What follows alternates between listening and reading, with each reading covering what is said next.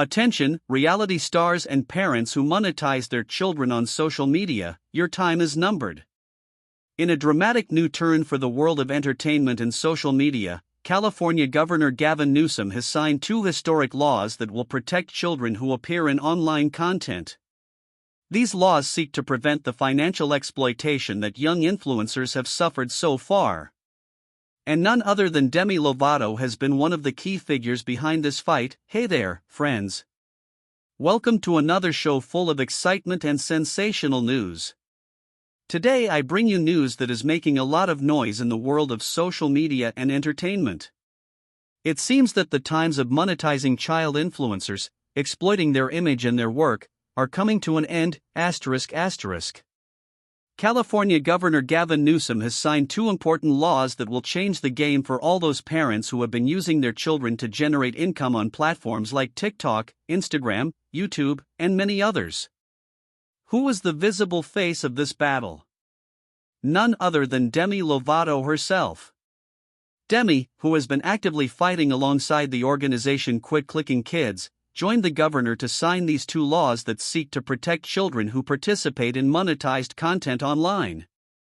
The main goal is to put an end to the exploitation that many children have suffered at the hands of their own parents or guardians, who have been pocketing the money generated by these young influencers without leaving them a fair share.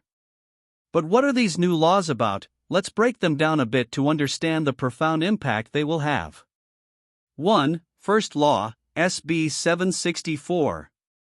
This law establishes financial and legal protections for minors who appear in monetized content on networks. It requires parents or guardians to keep a percentage of their children's earnings in a trust account, ensuring that children have access to that money when they come of age. 2. Second Law, AB 1880. This expands the famous Coogan Law, which already protected child actors in Hollywood, to also include child influencers.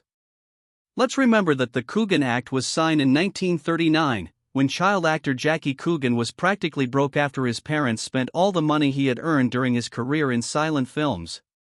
Now, with this expansion, children who work as content creators will also be protected, and their money will be safe. Now, let's talk about why this is such an important and urgent issue. Social media has become a space where many parents, especially those on reality TV, use their children to generate income by advertising everything from meal plans to fast fashion clothing. And guess what? In most cases, these children don't receive a single cent of all that they make. And if we look at cases like the Duggar kids or the Teen Mom kids, we see what happens when children are not legally protected. They end up having to sue their own parents to get what they deserve.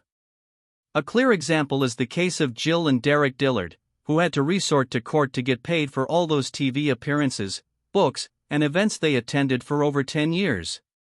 But what does the reality TV and social media industry have to say about this? Well, we've already seen some reactions. For example, the Kardashian family, known for monetizing absolutely everything they touch, often includes the youngest members of the family in their promotional posts.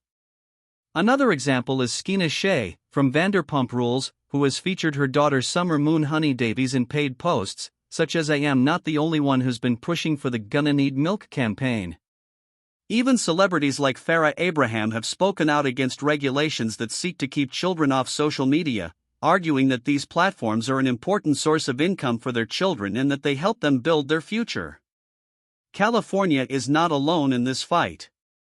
In fact, Illinois was the first state to implement a similar law in July of this year. There, children under 16 are required to receive compensation if they appear in at least 30% of a monetized video or online content in a 30-day period. It is up to the video creator to make sure to keep the profits in a trust account for the child. And now, with California joining forces, it's clear that this movement is gaining traction. Child influencers will no longer be unprotected, and parents who have been using their networks to profit at the expense of their children will be held accountable. What do you think about these new laws? Do you think it's fair that children receive part of the money they make on social media? Or do you think parents have the right to manage that income as they see fit? Leave your comments below and let's continue discussing this hot topic. That's it for today's summary. Don't forget to give it a like, subscribe and activate the bell so you don't miss any of our sensational and exclusive news. See you in the next video.